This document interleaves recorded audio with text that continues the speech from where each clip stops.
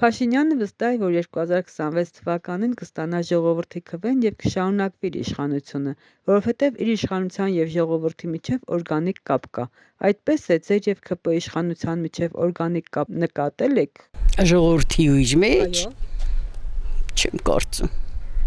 Շատ քչերն են երևի այդ օրգանական կապով կապված։ Գիտեք, բնակչության մեջ կա տոկոսայնություն, խավ, որ վստահում է խոստումներին,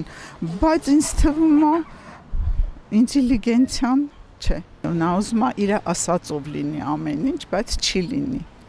Պետք է ժողովուրդը վերջնական հասկանա, մտածի, չգիտեմ ոնց դեպի լավ է, էլի, դեպի լավ, ազատվենք, չեն համախմբվում այդ իր հերթին և միևնույն ժամանակ չեն ըմբոստանում, նրա ամեն խոսքի դեմ ոչ ոք չի կանգնում, չի պատասխանում, չեն ասում, թեկուզ ընդդիմությունը սահմանափակվում են միայն ազգային ժողովում ամբիոններից ելույթ ունենալով ու վերջ։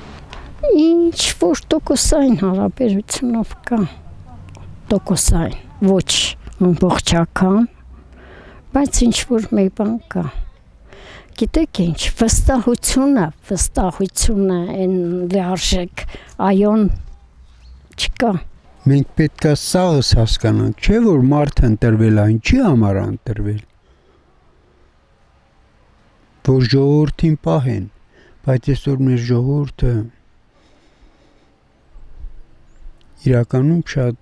վատ վիճակում է։ Մենք սկզբում մինչև իր ընտրվելը շատ մեծ հույսեր էինք կապում,